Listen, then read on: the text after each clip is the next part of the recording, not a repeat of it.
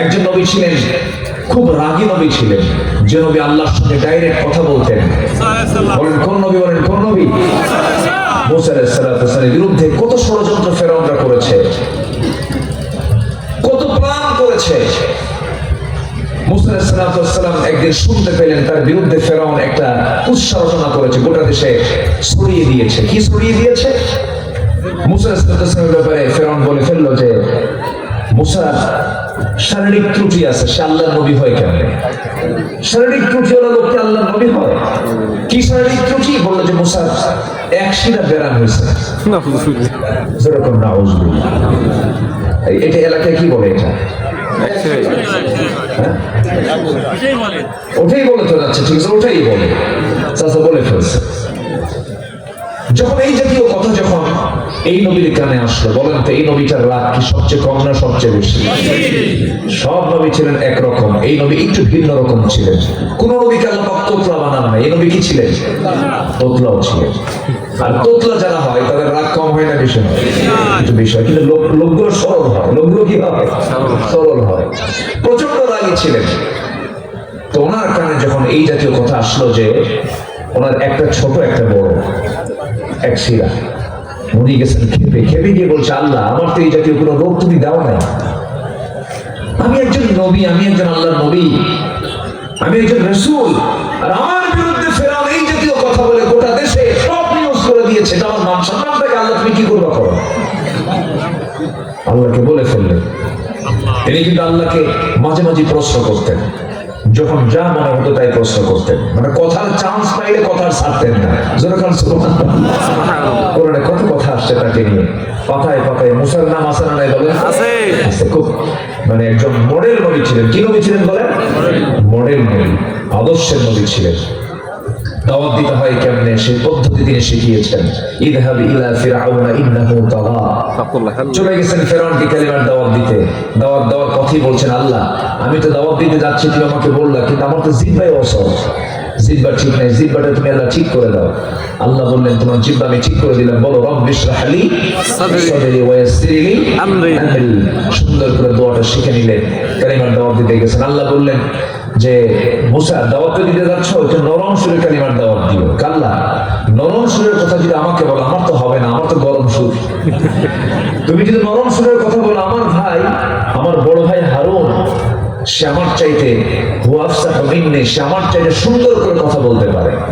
সুন্দর তার ফাসাহাত, সুন্দর তার বালাগাত, তার কথার সুর ভালো, তার বাচন ভঙ্গি ভালো, প্রেজেন্টেশন ভালো, উপস্থাপনা ভালো। আল্লাহ তুমি তাকে আমার সহকারী করে দাও, আমার সঙ্গে তুমি দিয়ে দাও। আল্লাহ বললেন, মুসা তোমার মুখে যখন তোমার ভাইয়ের প্রশংসা শুনলাম, তাকে কি আর এমনি পাঠানো যায়? এই মুহূর্তে আমি তাকে নবুয়ত দিয়ে দিলাম। সুবহানাল্লাহ। কয়জন নবী হলো? দুই ভাই দুই নবী, দুই ভাই দুইজন নবী হয়ে গেল। দুইজন মিলে গেছেন কালিমার দাওয়াত দিতে। ফেরাউন সামনে দাঁড়ায় বলে, মুসা কি বলো? আল্লাহ আমারে পাঠায় দিয়েছে, তাড়াতাড়ি কালিমা পড়ে মুসলমান। এই কথা কি বুঝতেছেন? সোজা কথা। তো ফেরাউন বলতেছে, ঠিক আছে ভালো কথা, তোমার সঙ্গে এটা কি আসছে? আমার ভাই হারুন, এটা আল্লাহর নবী। ফেরাউন বলে, তোমার আল্লাহর কাজ নাই কাম নাই, একই করে দুই নবী। উনি গেছেন খেপে, হাতে থাকতো কি বলেন? লাঠি। লাঠি থাকতো, তিনি লাঠি দেখায় ফেললেন এবং প্রচন্ড খেপে গেলেন তিনি। সেই নবীর বিরুদ্ধে ফেরাউন যখন এই একটা শারীরিক ত্রুটির কথা যখন সে বলে ফেললো, তিনি এটাকে আল্লাহর কাছে বলে ফেলেন, আল্লাহ তুমি এটার বিচারটা করে দাও। আল্লাহ সময় নিলেন না, ক্ষেপণও করলেন না, বললেন মুসা আমি সম্পূর্ণ প্র্যাকটিক্যাল তোমাকে দেখায় দেবো, যাও। যেরকম সুবহানাল্লাহ। মুসা আলাইহিস সালাম একদিন গোসল করার জন্য তিনি পানিতে নামলেন। সেই দিন বিকল্প কোনো তার পায়জামা ছিল না, লুঙ্গি ছিল না। ওই যে লুঙ্গি তিনি পরবেন, ওই লুঙ্গিটাই তার পরনে ছিল। তিনি গোসল করবেন, বিকল্প কোনো কাপড় না থাকার কারণে ওই লুঙ্গিটা করলেন কি, একটা পাথরের উপরে রেখে দিলেন। পাথরের উপরে রেখে দিয়ে তিনি পানির মধ্যে নামলেন, গোসলটা করলেন। গোসল করার পরে তিনি চিন্তা করেন, গোসলটা করে তিনি আবার সেই লুঙ্গিটাই পরবেন। লুঙ্গি পাথরের উপরে রেখে যখন গোসল করা তিনি শুরু করেছেন, গোসল করা শেষের পরে যখন তিনি লুঙ্গিটা পরে, যখন লুঙ্গিটা নিয়ে যখন আবার তিনি পরিধান করবেন, এমন সময় আল্লাহ পাথরকে অর্ডার করলেন, পাথর মুসার লুঙ্গি নিয়ে আমার দৌড়। আল্লাহু আকবার। সহি কথা। লুঙ্গি নিয়ে যখন পাথর দৌড় মারা শুরু করলো, পাথরের তো কোনো প্রাণ নাই, মাটির তো কোনো প্রাণ নাই, কিন্তু এই মাটির দেহে প্রাণ দিয়েছেন কে? অনস্তিত্ব থেকে অস্তিত্ব দিতে পারেন কে? অসম্ভবকে সম্ভব করতে পারেন কে? আল্লাহ পারেন। ওই পাথরের মধ্যে প্রাণ আল্লাহ পাক ঢুকে দিলেন, পাথর নিয়ে দৌড় মারা শুরু করে দিয়েছে লুঙ্গিটা। পাথর দৌড়ায়, পিছনে মুসাও দৌড়ান। আল্লাহ রাব্বুল আলামিন তার স্মৃতি থেকে তিনি যে উলঙ্গ, এই কথা ভুলে দিয়েছেন, তিনি উলঙ্গ হয়ে আছেন এটা তার মনেই নাই। হাতের মধ্যে লাঠি, তিনি সেই লুঙ্গিটা নেওয়ার জন্য পাথরের পিছনে দৌড়াচ্ছেন। পাথরও দৌড়ায়, নবীও দৌড়ান। দৌড়াতে গিয়ে ওই পাথর গিয়ে আল্লাহ পাক তাকে অর্ডার দিয়েছেন, পাথর তুই এই লুঙ্গিটা নিয়ে সোজা ফেরাউনের দরবারে যাবি। কার দরবারে? ফেরাউনের দরবারে চলে গেছে। ফেরাউন তার মন্ত্রী পরিষদ নিয়ে বিশাল বৈঠকে বসে গেছে, সব মন্ত্রীর সামনে হাজির। এইদিকে পাথরটা ওই লুঙ্গিটা বহন করে সোজা চলে গেছে ফেরাউনের সামনে, এক সামনে কাছাকাছি চলে গেছে। মুসা আলাইহিস সালাম পিছে এসে এবার থেমে গেছে পাথর। লুঙ্গিটা হাত দিয়েছেন, কিন্তু এই দিকে ফেরাউন নিচের দিকে তাকায় দেখে অস্ত্রপাতি সব ঠিক আছে। সুবহানাল্লাহ, আল্লাহু আকবার, যেরকম আল্লাহু আকবার। ফেরাউন চেয়েছিল